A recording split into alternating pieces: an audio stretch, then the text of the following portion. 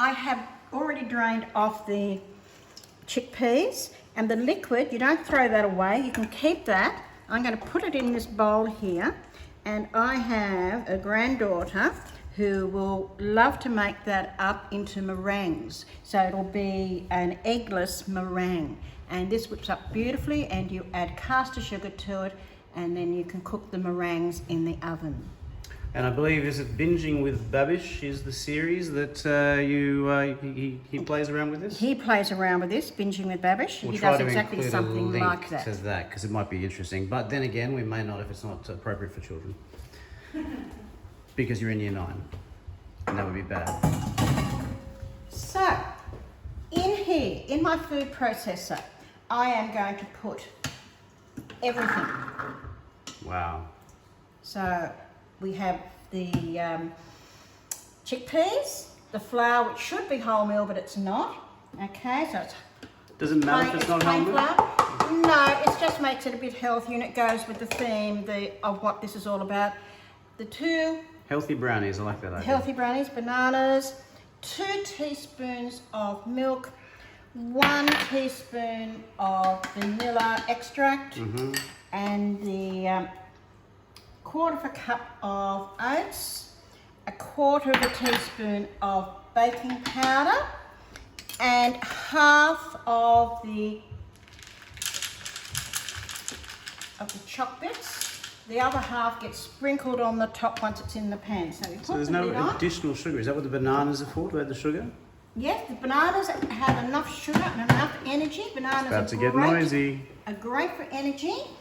And so what I'm going to do is turn my power on, and then I'm going to start.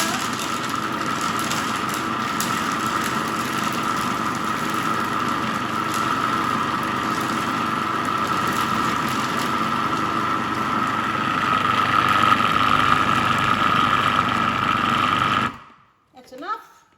Okay, so if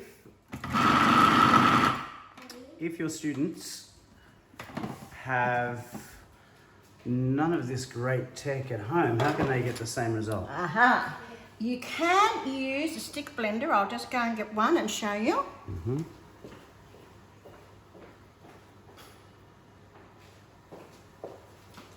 If you have one of these babies at home, you can use that. It will take you longer to do it, okay?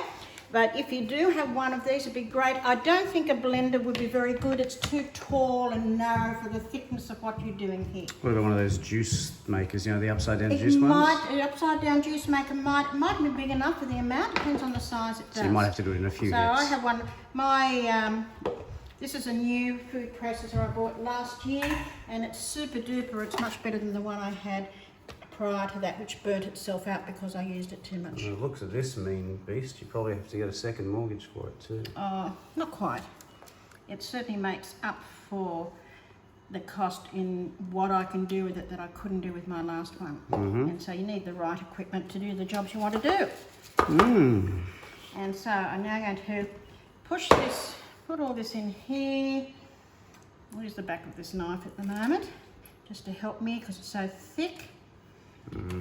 I guess you could just mix that right in with ice cream right now and eat it as like a Possibly. You possibly could. There are some very interesting ice creams you can make that you'd never thought that anybody would even think of putting those combinations together. We recently, if you remember, made grasshopper slice with the base being avocado, and everybody thought, oh my goodness. But when they tried it, they thought, wow.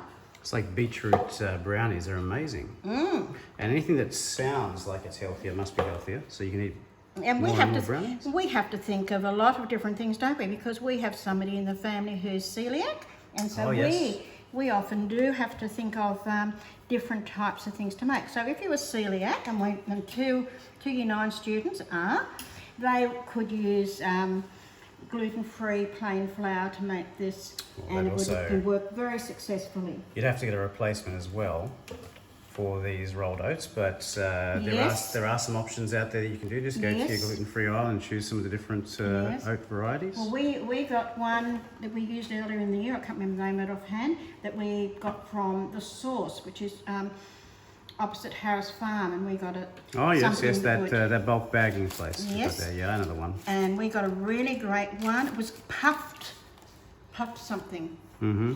Yeah, there's quite a few. There's quite a few options out there now. The Coles gluten-free aisle is pretty good. Wasn't puffed quinoa. It was puffed.